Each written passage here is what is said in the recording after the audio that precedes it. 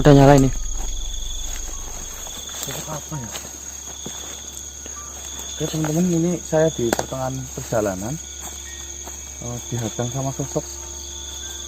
Tuh di sini mas, kameranya itu. Tuyul mas. Hah? Tuyul. Tuyul. Kamu paham? Paham loh.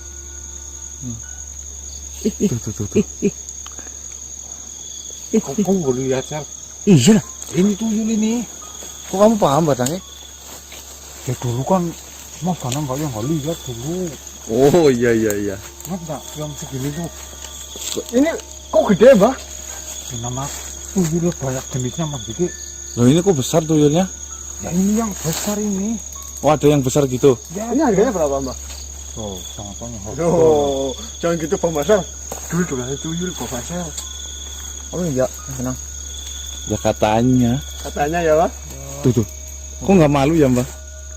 Kayak kenal sama Mbah Dangik ini tuyulnya. Oh jangan-jangan ini bekas peliharanya Mbak Dangik dulu. Bukan, saya nggak melihara loh. Tapi gimana? Teman-teman, Saya kan cuma mau melantarkan orang yang mau. jadi sosoknya itu kupingnya panjang kayak gitu ya mbak? Iya Ya. ini. Pakai serempak putih. Iya. Oh kayak kain mori itu ya? Iya lah pakai kain mori itu. Oh dia emang pakai kain mori? Iya.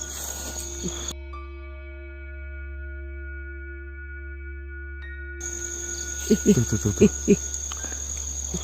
Sebelum melanjutkan videonya, jangan lupa tekan tombol like, subscribe, dan lonceng untuk mendapatkan video terbaru dari saya. Assalamualaikum warahmatullahi wabarakatuh.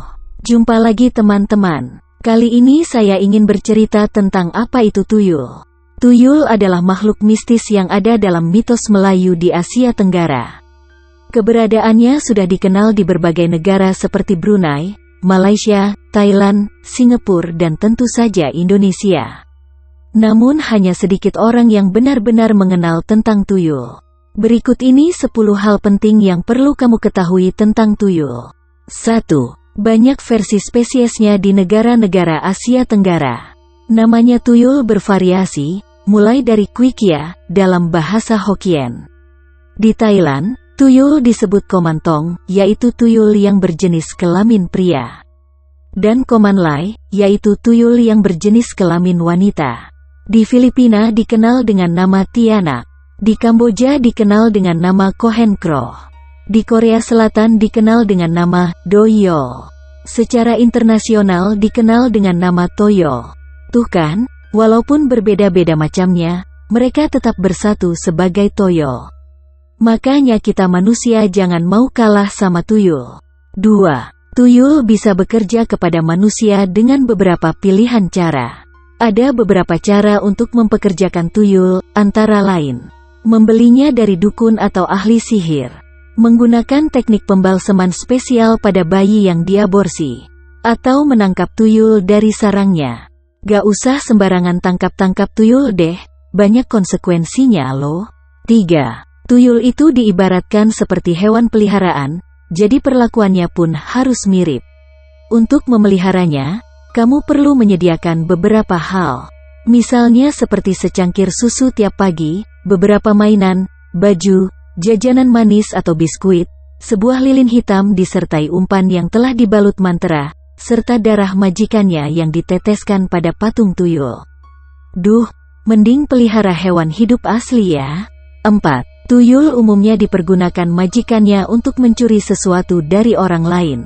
Selain itu, mereka juga bisa diperintahkan untuk melakukan bentuk kejahatan lain. Banyak pemahaman lokal mempercayai bahwa jika uang atau perhiasan yang kamu simpan itu menghilang terus-menerus secara misterius, maka itu adalah hasil perbuatan tuyul. Memang sih ada orang yang menganggap kalau percaya mitos itu aneh. Tapi begini loh, positifnya mereka jadi gak curiga melulu ke asisten rumah tangga, tukang bersih-bersih, tukang masak atau supir, setiap hartanya hilang. 5. Untuk menangkal tuyul, kamu bisa menggunakan jarum atau yuyu. Memang sesuai kepercayaanmu masing-masing, doa bisa melindungi dari segala hal buruk termasuk tuyul. Tapi cara konvensional yang dipercaya orang awam adalah jarum dan yuyu bisa menangkal aktivitas tuyul. Orang disarankan menaruh beberapa jarum di bawah tumpukan uangmu, karena tuyul dipercaya takut dengan jarum. Sementara dianjurkan menaruh yuyu di sudut-sudut rumahmu itu karena tuyul suka dengan yuyu, sehingga ia akan salah fokus menjadi bermain dengan yuyu dan melupakan tugas dari majikannya. Selain itu semua, tuyul juga bisa ditangkal dengan menggunakan kelereng, kacang-kacangan, pasir dan bawang putih yang digantungkan di pintu. Tuyul suka bermain-main dengan benda tersebut. Selain jarum, orang juga suka menaruh uang di bawah cermin. Tuyul dipercaya takut akan bayangan mereka sendiri di cermin.